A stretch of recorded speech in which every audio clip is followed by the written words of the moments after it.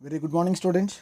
So, today we are going to start the second chapter, that is forms of business organization. See, most of you people might have having an intention of being a businessman or an entrepreneur. So, in the previous class, while we were speaking about the basic factors which has to be taken into consideration while starting a business, I had told you about the choice of form of ownership. Choice of form of ownership. So ಯಾವ form of business ಅನ್ನು ಅಥವಾ ಯಾವ form of ownership ಅನ್ನು ಪಿಕ್ ಮಾಡಬೇಕು ಅನ್ನೋದೊಂದು ಒಂದು question mark. So you want to start a business organization, but you have a confusion regarding what kind of business organization or what form of business organization you have to start. So ನಿಮ್ಮಲ್ಲಿ ಅದೊಂದು confusion ಇರುತ್ತೆ, ಯಾವ ಥರದ business ಆರ್ಗನೈಸೇಷನ್ನ ಶುರು ಮಾಡಬೇಕು. So ನಾನು ಶುರು ಮಾಡಬೇಕು ಅನ್ನುವಾಗ ಓಕೆ, ನಿಮ್ಮ ನೇಚರ್, ನಿಮ್ಮ ಬಿಸ್ನೆಸ್ದು ನೇಚರ್ ಇರ್ಬೋದು, ಅದು ಸೈಜ್ ಇರ್ಬೋದು, ಅದನ್ನ ಆಲ್ರೆಡಿ ಡಿಸೈಡ್ ಮಾಡಿರ್ತೀರ. ಬಟ್ ತುಂಬ ಇಂಪಾರ್ಟೆಂಟ್ ಏನಾಗೋದು ಅಂತ ಹೇಳಿದ್ರೆ ಅಲ್ಲಿ ಯಾವ ಫಾರ್ಮ್, ನಿಮ್ಮ ಬಿಸ್ನೆಸ್ದು ಫಾರ್ಮ್ ಯಾವುದು ಅನ್ನೋದು ತುಂಬ ಇಂಪಾರ್ಟೆಂಟ್ ಆಗುತ್ತೆ. So that is what we will be studying in this chapter, that is form of business organization. Okay, so once the planning to start the business is done, or once the expansion of business is planned, yes, ಒಂದು ನಾವೇನು ಮಾಡ್ತೀವಿ, ಹೊಸ business ಆರ್ಗನೈಸೇಷನನ್ನು ಶುರು ಮಾಡ್ಲಿಕ್ಕೆ plan ಮಾಡ್ತೀವಿ. ಅಥವಾ ಏನಾಗುತ್ತೆ, sometimes there are chances that we will be planning to expand the existing business which we are already in. ಒಂದು ನಾವು ಹೊಸ ಬಿಸ್ನೆಸ್ಸನ್ನು ಶುರು ಮಾಡಲಿಕ್ಕೆ ಪ್ಲ್ಯಾನ್ ಮಾಡ್ತೀವಿ, ಇನ್ನೊಂದು ನಾವು ಏನು ಆಲ್ರೆಡಿ ನಮ್ಮ ಹತ್ರ ಬಿಸ್ನೆಸ್ ಇದೆ ಅಥವಾ ನಾವು ಏನು ಆಲ್ರೆಡಿ ಬಿಸ್ನೆಸ್ ಮಾಡ್ತಾ ಇದ್ದೀವಿ ಅದನ್ನು ಎಕ್ಸ್ಪ್ಯಾಂಡ್ ಮಾಡಲಿಕ್ಕೆ ಪ್ಲ್ಯಾನ್ ಮಾಡ್ತಾ ಇರ್ತೀವಿ. Okay, so the important decision relating to the choice of form of organization is very important. So the most appropriate form is determined by weighing the advantages and disadvantages of each type of organization against one another. So all at once we can't get into a conclusion. ಯಾವುದೇ ಕಾರಣಕ್ಕೂ ಒಂದೇ ಸಾರಿಗೆ ನಮಗೆ ಕನ್ಕ್ಲೂಷನ್ಗೆ enter ಆಗ್ಲಿಕ್ಕೆ ಆಗೋಕ್ಕಿಲ್ಲ. So ನಾವೇನು ಮಾಡಬೇಕಾಗತ್ತೆ, ನಾವು ಅದನ್ನು ಡಿಸ್ಅಡ್ವಾಂಟೇಜ್ ಮತ್ತು ಅಡ್ವಾಂಟೇಜನ್ನು ನಾವು ಕಂಪೇರ್ ಮಾಡಬೇಕಾಗುತ್ತೆ. You will have to compare or weigh the advantages and disadvantage. ಸೊ ಯಾವತ್ತೂ ನಾವೇನು ಮಾಡ್ತೀವಿ, ನಮಗೆ ಯಾವುದೋ ಅಡ್ವಾಂಟೇಜಸ್ ಆಗಿರುತ್ತೆ ಅದನ್ನು ಮಾತ್ರ ನಾವೇನು ಮಾಡ್ಬೋದು, ತಗೋಬೋದು ಅಲ್ವಾ. ಸೊ ಬಿಸ್ನೆಸ್ಸಲ್ಲಿ ಆಬ್ವಿಯಸ್ಲಿ ಎಲ್ಲ ಬಿಸ್ನೆಸ್ಸಲ್ಲೂ ಅಥವಾ ಎಲ್ಲ ವಿಷಯಗಳಲ್ಲೂ ಡಿಸ್ಅಡ್ವಾಂಟೇಜಸ್ ಅನ್ನೋದು ಇದ್ದೇ ಇರುತ್ತೆ. But what you have to do is like you will have to be selecting that particular form of organization which you feel is convenient to you, or which you feel gives you more advantage. Yes, so ನಿಮಗೆ ಯಾವುದು advantages ಆಗಿ feel ಆಗುತ್ತೆ ಅಥವಾ ನಿಮಗೆ ಯಾವುದು help ಆಗುತ್ತೆ ಅಂಥ ಆರ್ಗನೈಸೇಷನ್ನ ಏನು ಮಾಡಬೇಕಾಗತ್ತೆ, ನೀವು ಸೆಲೆಕ್ಟ್ ಮಾಡಬೇಕಾಗತ್ತೆ.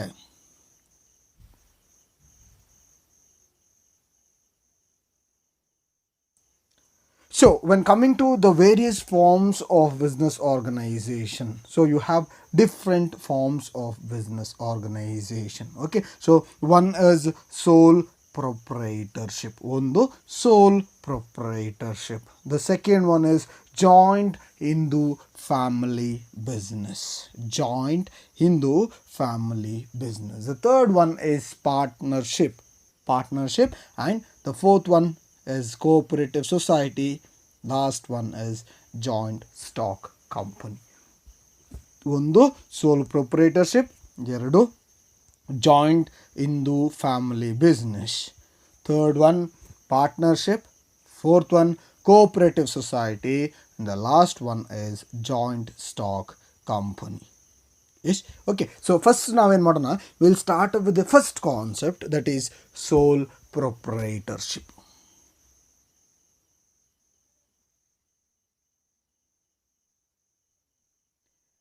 So when coming to sole proprietorship,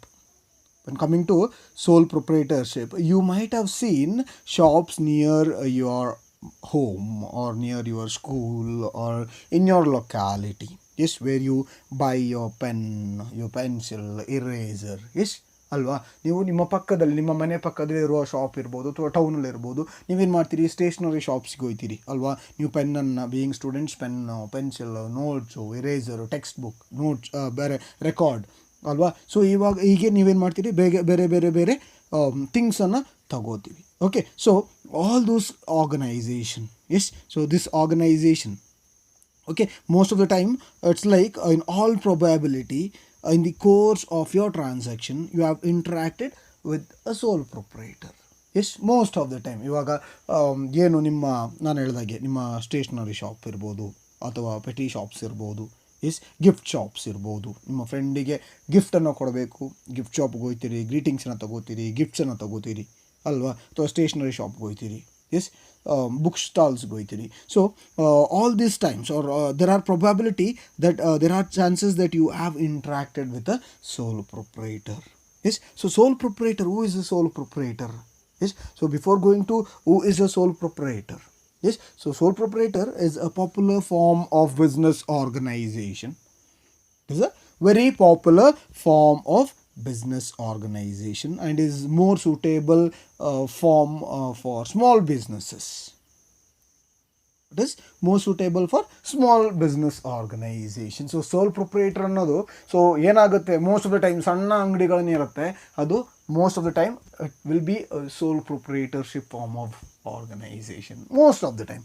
S, you can't say that ಎಲ್ಲ ಏನು ಸ್ಮಾಲ್ ಆರ್ಗನೈಸೇಷನ್ ಅಥವಾ ಸ್ಮಾಲ್ ಶಾಪ್ಸ್ ಇರುತ್ತೆ ಅದು ಸೋಲ್ ಪ್ರೊಪ್ರೈಟರ್ ಅಂತ ಹೇಳೋಕ್ಕಾಗಿಲ್ಲ. Most of them, almost 80 to 90% of them will be a sole proprietor form of business organization. Okay, so what is this sole proprietorship? So sole proprietorship andre enu? Yes, so sole proprietorship, it refers to a form of business organization which is owned, managed and controlled by an individual. Sole proprietorship refers to a form of business organization.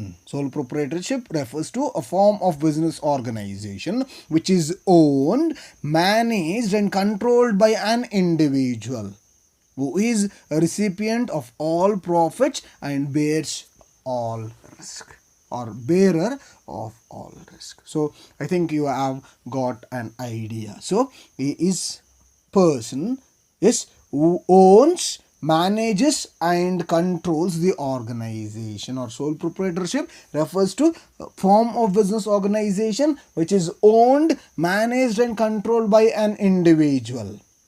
Owned, managed and controlled by an individual. So ಒಬ್ಬ individual ಏನು ಮಾಡ್ತಾನೆ, for example ನಾನು, S, ನಾನು ಯಾವುದೋ ಒಂದು business ಮಾಡ್ತಾ ಇದ್ದೀನಿ ಅನ್ನುವಾಗ ನಾನೇ ಓನರ್ ಆಗಿರ್ತೀನಿ, ನಾನೊಬ್ಬನೇ ಓನರ್ ಆಗಿರ್ತೀನಿ. ಸೊ ನಾನೇನು ಮಾಡ್ತೀನಿ, I will be owning that business or owing that business. Yes, I will be the owner of business, I will be managing the business and I will be controlling the business. ಅರ್ಥ ಆಗ್ತಿದೆಯಲ್ಲ. So is a person who owns, manages and controls the business organization. ಇವಾಗ ನಾನು ಒಬ್ಬ business concern ಅಥವಾ ನಾನು ಒಬ್ಬ proprietor ಅನ್ನುವಾಗ, ಸೋಲ್ ಅಂದರೆ ಸಿಂಗಲ್ ಅಲ್ವಾ. ಎಸ್, ಸೋಲ್ ಅಂದರೆ ಸಿಂಗಲ್. ಸೊ ಇಲ್ಲಿ ನಾನು ಒಬ್ಬ ಬಿಸ್ನೆಸ್ ಕನ್ಸರ್ನ್ ಅಥವಾ ಪ್ರೊಪ್ರೈಟರ್ ಅನ್ನುವಾಗ ಏನಾಗುತ್ತೆ, ನಾನೊಬ್ಬನೇ ದುಡ್ಡು ಹಾಕ್ತಾ ಇರ್ತೀನಿ. ಎಸ್, ನಾನೊಬ್ಬನೇ ದುಡ್ಡು ಹಾಕ್ತೀನಿ. ಸೊ ನಾನೇ ಬಿಸ್ನೆಸ್ಸನ್ನು ಮ್ಯಾನೇಜ್ ಮಾಡ್ತೀನಿ, ಕಂಟ್ರೋಲ್ ಮಾಡ್ತೀನಿ. ಬರೀ ಇಷ್ಟು ಮಾತ್ರ ಅಲ್ಲ, ಏನು ಪ್ರಾಫಿಟ್ ಬರುತ್ತೆ ಅದಕ್ಕೆ ನಾನೊಬ್ಬನೇ ರೆಸ್ಪಾನ್ಸಿಬಲ್ ಆಗಿರ್ತೀನಿ. ಏನು ರಿಸ್ಕ್ ಬರುತ್ತೆ ಅದನ್ನು ಕೂಡ ನಾನೇ ಮ್ಯಾನೇಜ್ ಮಾಡಬೇಕಾಗತ್ತೆ. ಎಸ್, ಏನು ಪ್ರಾಫಿಟ್ ಇದೆ ಅದು ಪೂರ್ತಿ ನನಗೇ ಬರುತ್ತೆ. Why? Because I am running my business solely. ಒಬ್ಬನೇ ಸಿಂಗಲ್ ಆಗಿ ನಾನು ನನ್ನ ಬಿಸ್ನೆಸ್ಸನ್ನು ಮಾಡುವಾಗ, ಎಸ್, ಅಲ್ಲಿ ನನ್ನ ಜೊತೆ ಬೇರೆ ಯಾರೂ ಇಲ್ಲ, ಇನ್ವೆಸ್ಟ್ಮೆಂಟ್ ಪೂರ್ತಿ ನಾನೇ ಮಾಡಿರ್ತೀನಿ. ಒಂದು ಏನು ಬಂಡವಾಳ ಅಂತ ಹೇಳ್ತೀವಿ, ಇನ್ವೆಸ್ಟ್ಮೆಂಟ್ ಕ್ಯಾಪಿಟಲ್. ಎಸ್, ಸೊ ಆ ಏನು ಬಂಡವಾಳ ಇದೆ ಅಥವಾ ಇನ್ವೆಸ್ಟ್ಮೆಂಟ್ ಇದೆ ಅದನ್ನು ಪೂರ್ತಿ ನಾನೇ ಮಾಡಿರ್ತೀನಿ. ಆ ಬಿಸ್ನೆಸ್ಸನ್ನು ನಾನೇ ಕಂಟ್ರೋಲ್ ಮತ್ತು ಮ್ಯಾನೇಜ್ ಮಾಡ್ತೀನಿ. ಪ್ಲಸ್ ಏನು ಪ್ರಾಫಿಟ್ ಬರುತ್ತೆ ಅದರ ರೆಸಿಪಿಯೆಂಟ್ ನಾನೇ ಆಗಿರ್ತೀನಿ.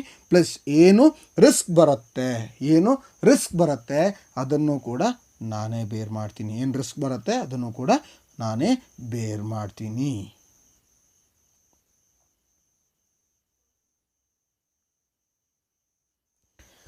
So The word soul implies only. The word soul implies only. And proprietor refers to owner.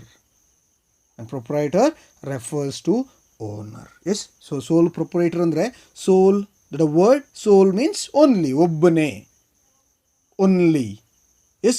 Proprietor refers to owner. So sole proprietor andre only owner. Andre obbane owner.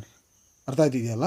ಆ business ಆರ್ಗನೈಸೇಷನ್ಗೆ sole proprietor form of business ಆರ್ಗನೈಸೇಷನ್ಗೆ ಒಬ್ಬನೇ owner ಇರ್ತಾನೆ. ಅರ್ಥ ಆಯ್ತಿದೆ ಅನ್ಕೋತೀನಿ. Sole proprietorship form it is derived like the word soul implies only and proprietor means owner.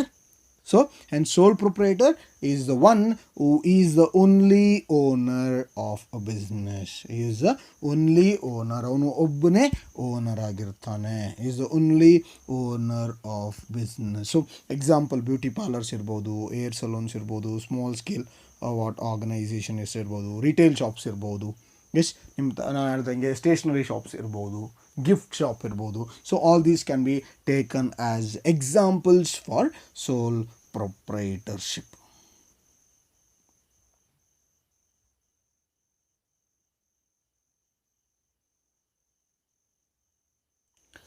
So the next concept is features of sole proprietorship. So what are the features of sole proprietorship? So sole proprietorship the features ಏನಲ್ಲ. The first one is formation and closure. Formation and closure. So when coming to the formation of sole proprietorship, so now business ಅನ್ನ ಶುರು ಮಾಡಬೇಕು. Yes, you have to start the business organization alwa. So formation is very important. Yes, so when coming to your sole proprietorship, it's like there is no separate law which governs the sole proprietorship. So sole proprietorship ಗೆ ಅದನ್ನು govern ಮಾಡಲಿಕ್ಕೆ separate ಲಾ ಇಲ್ಲ. ಸೋಲ್ ಪ್ರೊಪ್ರೈಟರ್ಶಿಪ್ಗೆ ಅಂದ್ಕೊಂಡು ಯಾವುದೇ rules and regulations ಅಥವಾ loss ಇಲ್ಲ. So the legal formalities are very limited. Yes, so hardly there are any legal formalities required to start sole proprietor form of business organization. So ಯಾವುದೇ rules and regulation ಇರೋದಿಲ್ಲ.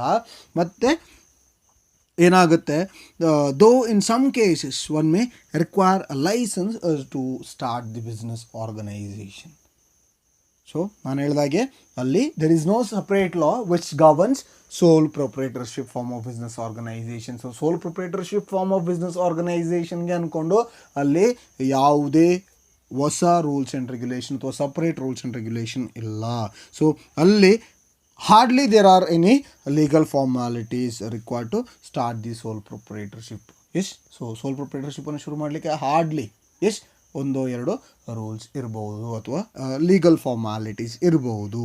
So ಕೆಲವೊಂದು ಸಿಚುವೇಶನ್ಗಳಲ್ಲಿ in some cases it's like one may require a licence to carry out his business. So ಅವನ ಬಿಸ್ನೆಸ್ಸನ್ನು ಮಾಡಬೇಕು ಅಂದರೆ ಅಲ್ಲಿ ಅವನೇನು ಮಾಡಬೇಕಾಗತ್ತೆ, ಲೈಸೆನ್ಸನ್ನು ತಗೋಬೇಕಾಗತ್ತೆ. So that is the only thing which will have to concentrate on.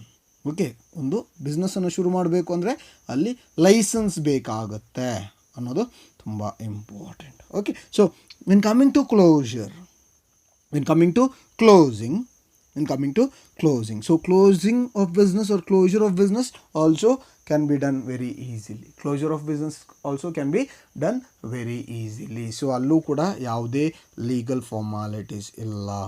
Yes, so the person as is a sole proprietor, ಒಬ್ಬನೇ ಓನರ್ ಆಗಿರೋದ್ರಿಂದ ಏನು ಮಾಡ್ಬೋದು, ಅವನ ಡಿಸಿಷನ್ಸ್ ಅವನಿಗೆ ತಗೋಬೋದು. ಈ need not ask any one. So ಈಗ ಪಾರ್ಟ್ನರ್ ಆಗಿದ್ದರೆ ಪಾರ್ಟ್ನರ್ ಹತ್ರ ಕೇಳಬೇಕಾಗತ್ತೆ ಅಲ್ವಾ. ಬಟ್ ಇಲ್ಲಿ ಒಬ್ಬನೇ ಓನರ್, ಅವನೇ ಬಿಸ್ನೆಸ್ಸನ್ನು ಓನ್ ಮತ್ತು ಮ್ಯಾನೇಜ್ ಮಾಡ್ತಾನೆ ಅನ್ನುವಾಗ ಅಲ್ಲಿ there is no question of asking any other person in order to take any decision. So ಯಾವುದೇ ಡಿಸಿಷನನ್ನು ತಗೋಬೇಕು ಅಂದರೂ ಅಲ್ಲಿ ಇನ್ನೊಬ್ಬನ ಕೇಳಬೇಕಾದ ನೆಸೆಸಿಟಿಗಳು ಯಾವುದೇ ಕಾರಣಕ್ಕೆ ಬರೋದಿಲ್ಲ. ಅರ್ಥ ಆಯ್ತಿದೆ ಅನ್ಕೋತೀನಿ. ಎಸ್, ಯಾವುದೇ ಕಾರಣಕ್ಕೆ ನೆಸೆಸಿಟಿಗಳು ಬರೋದಿಲ್ಲ. ಸೊ ಅಂಥ ನೆಸೆಸಿಟಿಗಳು ಬರೋದಿರೋ ಕಾರಣ ಕ್ಲೋಸರ್ ಕೂಡ ಈಸಿ ಆಗುತ್ತೆ. ಅದು ಯಾವುದೇ ಕಾರಣಕ್ಕೆ ಕಷ್ಟ ಆಗೋದಿಲ್ಲ. So it is very easy. There is no formalities, ಯಾವುದೇ ಫಾರ್ಮಾಲಿಟೀಸ್ ಇಲ್ಲ. ನಾನು ಹೇಳಿದೆ ಸ್ಟಾರ್ಟಿಂಗ್ಗೆ ಫಾರ್ಮೇಷನ್ಗೆ ಒಂದು ಲೈಸೆನ್ಸನ್ನು ಬಿಟ್ಟರೆ ಒಂದೋ ಎರಡೋ ಲೀಗಲ್ ಫಾರ್ಮ್ಯಾಲಿಟೀಸ್ ಇರುತ್ತೆ, ಅದು ಬಿಟ್ಟರೆ ಬೇರೆ ಯಾವುದು ತೊಂದರೆ ಇಲ್ಲ. ಎಸ್, ಕ್ಲೋಜರ್ಗೆ ಬರುವಾಗ the person he can close the business whenever he feels like closing. So ಯಾವಾಗ ಬೇಕು ಅವಾಗ ಏನು ಮಾಡ್ಬೋದು, ಬಿಸ್ನೆಸ್ಸನ್ನು ಕ್ಲೋಸ್ ಮಾಡಬಹುದು. ಓಕೆ, ಏನು ಮಾಡ್ಬೋದು, ಯಾವುದೇ ರೀತಿಯಲ್ಲಿ ಬಿಸ್ನೆಸ್ಸನ್ನು ಕ್ಲೋಸ್ ಮಾಡ್ಕೋಬೋದು, ಯಾವಾಗ ಬೇಕಾದ್ರೂ ಬಿಸ್ನೆಸ್ ಕ್ಲೋಸ್ ಮಾಡ್ಕೋಬಹುದು. So there is information as well as in closure of business. So business opening ಮತ್ತು ಕ್ಲೋಸಿಂಗ್ ಈಸಿ ಆಗುತ್ತೆ, ಅಲ್ಲಿ ಯಾವುದೇ ಕಷ್ಟಗಳು ಇಲ್ಲ.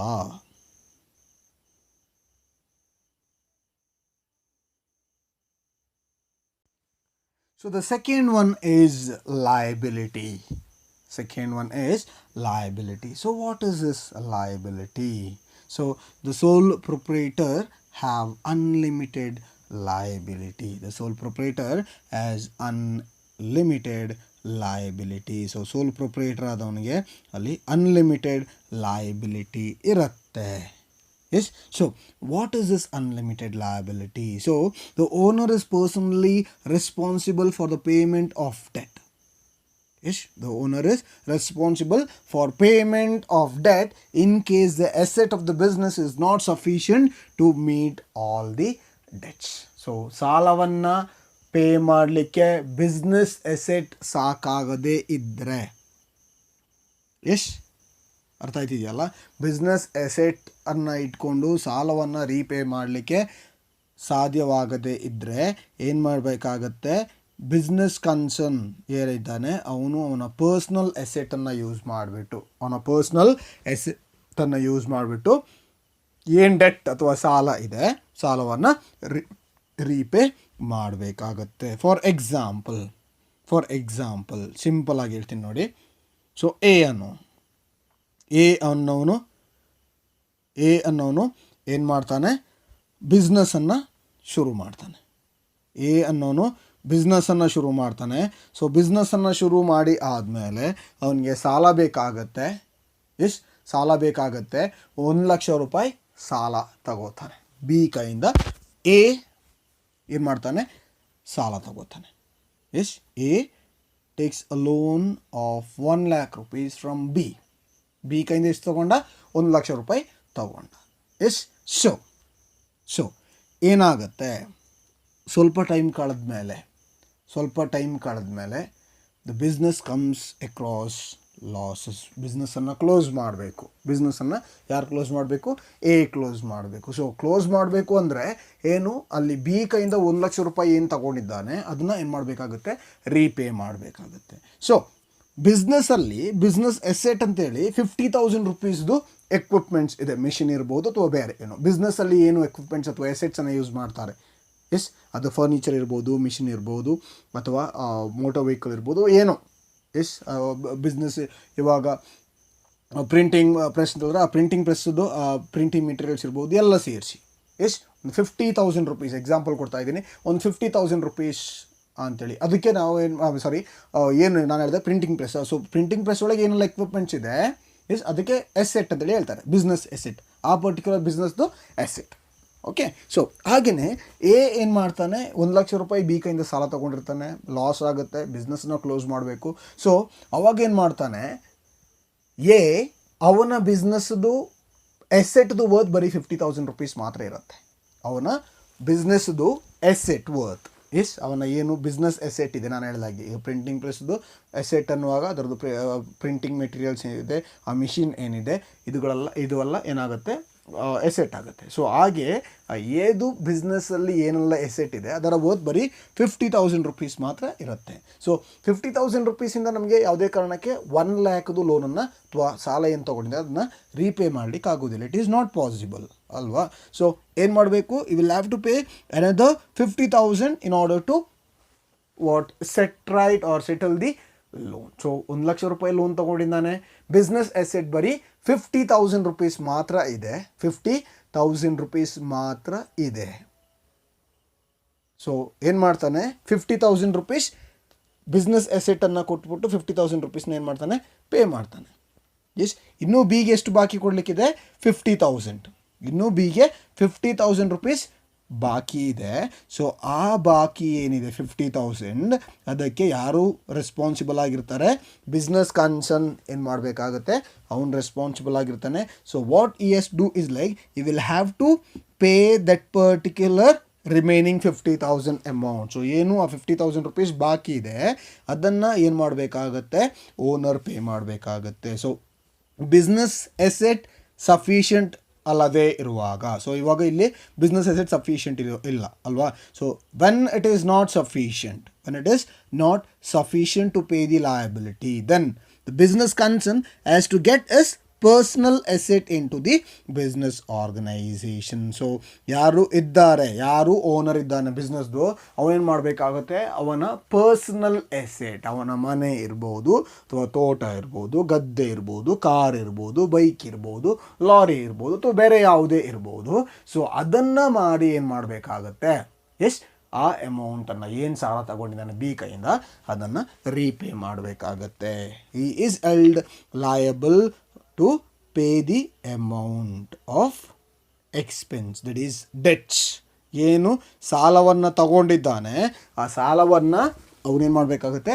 ಪೂರ್ತಿ ಪೇ ಮಾಡಬೇಕಾಗುತ್ತೆ. ಸೊ ಅವನ business asset is not sufficient. If it is not sufficient to pay the liability, then he will have to get his personal asset into the business to pay off the liability or debt. So ಏನು ಸಾಲ ತಗೊಂಡಿದ್ದಾನೆ ಅದನ್ನು pay ಮಾಡಲಿಕ್ಕೆ ಅವನ personal asset ಏನಿದೆ, ನಾನು ಹೇಳಿದಾಗೆ ಅದು ಮನೆ ಇರ್ಬೋದು, ತೋಟ ಇರ್ಬೋದು, ಗದ್ದೆ ಇರ್ಬೋದು, ಯಾವುದೇ ಇರ್ಬೋದು, ಅದನ್ನು ಮಾರಿ ಏನು ಮಾಡಬೇಕಾಗತ್ತೆ?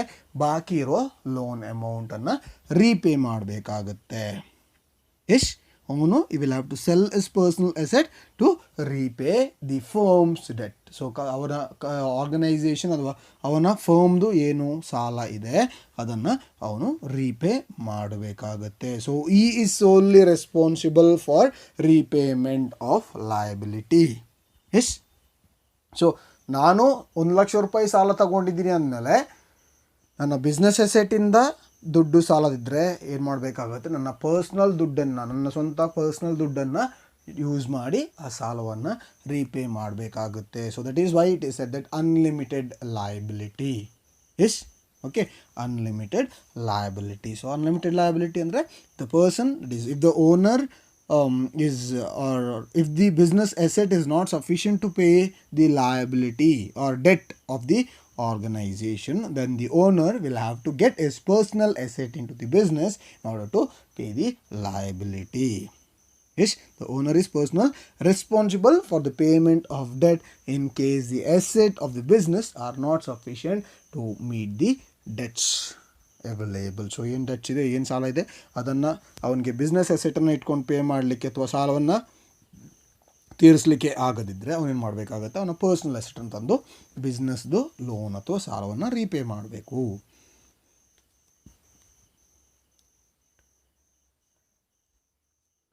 The third one is sole risk bearer and profit recipient. Sole risk bearer and profit recipient. So sole risk bearer and profit recipient ಅಂತ ಹೇಳುವಾಗ, sole risk bearer and profit recipient ಅಂತ ಹೇಳುವಾಗ ನಾನು ಹೇಳಿದೆ ಇಲ್ಲಿ the person who is a business concern is an individual person. He is an individual person. So that individual person runs and manages the business organization. That is, he manages and controls the business organization. ನಾನು ಹೇಳಿದೆ ಇದಕ್ಕಿಂತ ಮುಂಚೆ sole proprietor ಅಂದರೆ is a single owner, only owner of the business organization. ಅವನೊಬ್ಬನೇ owner ಆಗಿರ್ತಾನೆ. So ಅವನೊಬ್ಬನೇ owner ಅನ್ನುವಾಗ ನಾನು ಹೇಳಿದೆ ಏನು ಕ್ಯಾಪಿಟಲ್ ಇನ್ವೆಸ್ಟ್ಮೆಂಟ್ ಅಥವಾ ಏನು ಬಂಡವಾಳ ಇದೆ, ಬಂಡವಾಳವನ್ನು ಪೂರ್ತಿ ಅವನೇ ಇನ್ವೆಸ್ಟ್ ಮಾಡಬೇಕಾಗತ್ತೆ. ಸೊ ಬಿಸ್ನೆಸ್ಸಿಂದ ಏನು ಪ್ರಾಫಿಟ್ ಬರುತ್ತೆ ಅವನೇ ಇನ್ವೆಸ್ಟ್ ಮಾಡೋ ಕಾರಣ ಏನಾಗುತ್ತೆ, ಬಿಸ್ನೆಸ್ಸಿಂದ ಏನು ಪ್ರಾಫಿಟ್ ಬರುತ್ತೆ ಆ ಎಲ್ಲ ಪ್ರಾಫಿಟನ್ನು ಇವನೇ ಬೇರ್ ಮಾಡ್ಕೋತಾನೆ ಅಥವಾ ಇವನೇ ತಗೋತಾನೆ. All the profit of the business organisation will be taken by one single person only. ಒಬ್ಬನೇ ಏನು ಮಾಡ್ತಾನೆ, ಬಿಸ್ನೆಸ್ಸನ್ನು ಅಥವಾ ಏನು ಎಕ್ಸ್ಪೆನ್ಸಸ್ ಇದೆ, ಲಾಸಸ್ ಏನಿದೆ ಅದನ್ನು ಒಬ್ಬನೇ ಬೇರ್ ಮಾಡ್ತಾನೆ. ಸೊ ಪ್ರಾಫಿಟಿಗೆ ಬರುವಾಗ ಬಿಸ್ನೆಸ್ದು ಏನು ಪ್ರಾಫಿಟ್ ಇದೆ ಆ ಪೂರ್ತಿಯನ್ನು ಇವನು ಒಬ್ಬನೇ ಏನು ಮಾಡಬೇಕಾಗತ್ತೆ, ತಗೋತಾನೆ. He is sole risk bearer.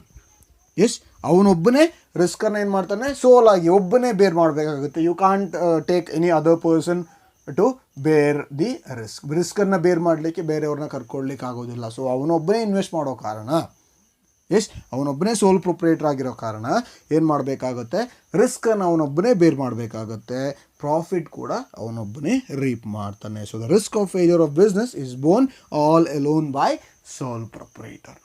Risk of loss or failure is borne all alone by sole proprietor. So if the business is successful, then the person who is a sole proprietor reaps all the benefit. He gets all the benefit. So he receives all the business profit which comes which become a direct reward for risk taking. So ನಾನು ಇದಕ್ಕಿಂತ ಮುಂಚೆ ಹೇಳಿದೆ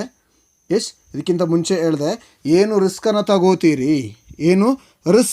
ತಗೋತೀರಿ ಆ ರಿಸ್ಕಿಗೆ ತಕ್ಕಂತೆ ನಿಮಗೆ return ಬರುತ್ತೆ, ಅಂತ ಹೇಳಿದ್ದೆ ಅಲ್ವಾ. ಸೊ ಅವನು ಏನು ರಿಸ್ಕ್ ತಗೋತಾನೆ ಅದಕ್ಕೆ ರಿಟರ್ನ್ ಬರುತ್ತೆ. ಸೊ ಏನು ಪ್ರಾಫಿಟ್ ಬರುತ್ತೆ, he will be solely reaping the profit. He enjoys all the profits. He solely enjoys all the profit of the business organization. ಅವನೊಬ್ಬನೇ ಆ ಬಿಸ್ನೆಸ್ ಆರ್ಗನೈಸೇಷನ್ದು ಪೂರ್ತಿ ಪ್ರಾಫಿಟನ್ನು ಎಂಜಾಯ್ ಮಾಡ್ತಾನೆ. ಲಾಸಸ್ ಬರುವಾಗಲೂ ಕೂಡ ಈ Elon will be bearing the risk of failure. ಏನು losses ಇದೆ, ಏನು risk ಇದೆ, ಅದನ್ನು ಅವನೊಬ್ಬನೇ ಬೇರ್ ಮಾಡ್ತಾನೆ. The fourth one is control. So when coming to control, the right to run the business and make all the decisions lies absolutely with the sole proprietor. So he can carry out his plans without any interference from others. So like I told you, he is the one who is investing into the business organization. He is the owner of the business organization. So when he is the only owner of the business organization, when he is a sole proprietor, what happens is like the decisions taken or the total control of the business lies in the hands of the sole proprietor. The total control of the business organization lies in the hands of sole proprietor. So all the decisions of the business organization or all the decisions relating to the business organization is taken by him. So ಏನು decisions ಇದೆ, so ಎಲ್ಲ ಡಿಸಿಷನ್ಸನ್ನು ಏನು ಮಾಡ್ತಾನೆ, sole ಪ್ರೊಪ್ರೈಟರೇ ತಗೋತಾನೆ. ಪ್ರತಿಯೊಂದು ಡಿಸಿಷನ್ಸನ್ನು ಸೋಲ್ ಪ್ರೊಪ್ರೈಟರ್ ತಗೋತಾನೆ. ಸೊ ಅವನಿಗೆ there is no necessity to ask any others while taking any kind of decision. So ಯಾವುದೇ ರೀತಿಯ ಡಿಸಿಷನ್ಸನ್ನು ತಗೊಳ್ಳುವಾಗಲೂ ಕೂಡ he did not ask any one while taking any kind of decision. So ಡಿಸಿಷನ್ಸನ್ನು ತಗೊಳ್ಳುವಾಗ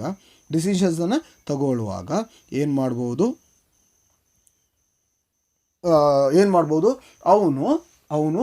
ಅವನು ಸ್ವಂತ ಡಿಸಿಷನ್ಸ್ ತಗೋಬೋದು. ಅವನು ಬೇರೆ ಯಾರನ್ನೂ ಕೇಳೋ ಅವಶ್ಯಕತೆ ಇಲ್ಲ. ಸೊ ಬರೀ ಡಿಸಿಷನ್ಸ್ ಮಾತ್ರ ಅಲ್ಲ, ಬಿಸ್ನೆಸ್ಸಲ್ಲಿ ಏನಾದರೂ ಹೊಸ ಚೇಂಜಸ್ ಮಾಡಬೇಕು ಅಂದರೆ ಅಥವಾ ಏನಾದ್ರು ಒಂದು ಪ್ಲ್ಯಾನ್ ಮಾಡಬೇಕು ಅಂದರೂ ಕೂಡ what he can do is like he can carry out his plans without any interference from others. So ಅವನೊಬ್ಬನೇ ಓನರ್ ಆಗಿರೋ ಕಾರಣ there is no other person who will interfere in the matters of the sole proprietor. He is the only owner. He takes all the decisions of the business organization. Not only all the decisions, but also he is the one who will be carrying out the plans without any interference of others. So ಬೇರೆ ಯಾರು ಕೂಡ ಅವನ problems ಅಥವಾ ಅವನ business ಮ್ಯಾಟರ್ಸ್ಗೆ ಏನು interfere ಆಗಲಿಕ್ಕಿಲ್ಲ. Because is a sole owner. ಅವನು ಒಬ್ಬನೇನು ಮಾಡ್ತಾನೆ, ಬಿಸ್ನೆಸ್ಸನ್ನು ಕ್ಯಾರಿ ಔಟ್ ಮಾಡ್ತಾನೆ. So the total control of the business lies in the hands of the sole proprietor.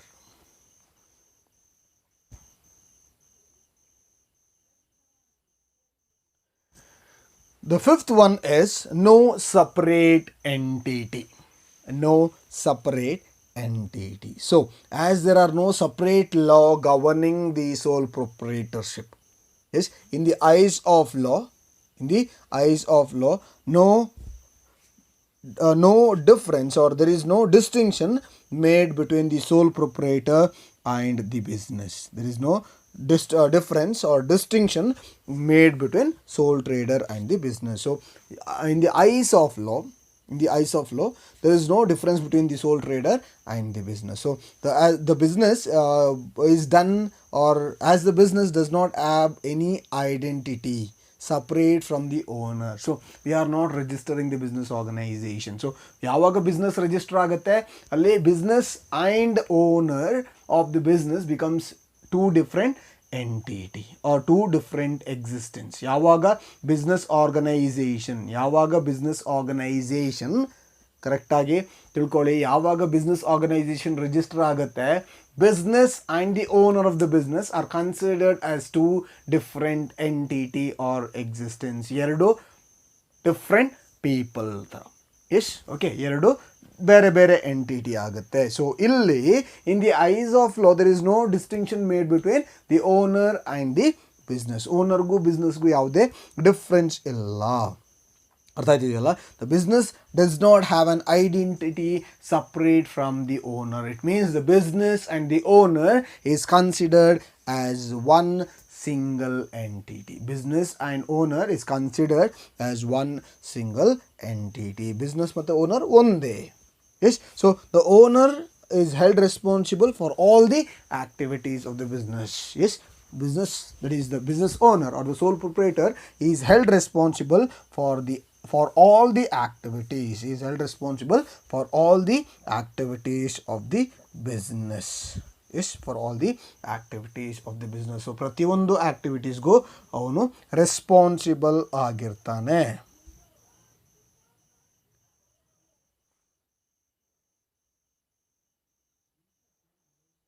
So the last one is lack of business continuity.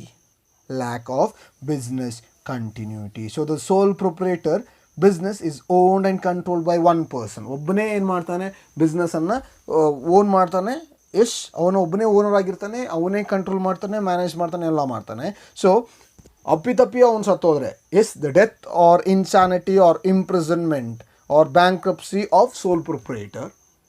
S, ಒಂದು death ಅಥವಾ insanity ಅಥವಾ ಇನ್ಪ್ರಿಸನ್ಮೆಂಟ್ ಅಥವಾ bankrupt ಅಂದರೆ ಫುಲ್ ಪಾಪರ್, ಅಥವಾ ಅವನು full ಏನು loss ಆಗಿ ಅವನ ಕೈಲಿ ದುಡ್ಡಿಲ್ಲ ಅನ್ನೋ ಸಿಚುವೇಶನ್ ಬಂದರೆ, ಎಸ್, ಅಂಥ ಸಿಚುವೇಶನ್, ಅಥವಾ ಅವನು ಇನ್ಸೇನ್ ಆದರೆ, ಅಥವಾ ಅವನು ಜೈಲಿಗೆ ಹೋದರೆ, ಅಥವಾ ತೀರೋದ್ರೆ, ಅಥವಾ ಡೆತ್ ಆದರೆ, ಸೊ ಇಂಥ ಸಿಚುವೇಶನ್ಗಳಲ್ಲಿ yes, sole proprietor will have a direct detrimental effect on the business. Yes, so ಒಂದು ಇಂಪ್ರಿಸನ್ಮೆಂಟ್ ಇರ್ಬೋದು, ಡೆತ್ ಇರ್ಬೋದು, ಬ್ಯಾಂಕ್ರಪ್ಸಿ ಇರ್ಬೋದು, ಇನ್ಸಾನಿಟಿ ಇರ್ಬೋದು, ಸೊ ಇಂಥದ್ದು ಯಾವುದೇ ಇರ್ಬೋದು. So it will have direct detrimental effect on the business.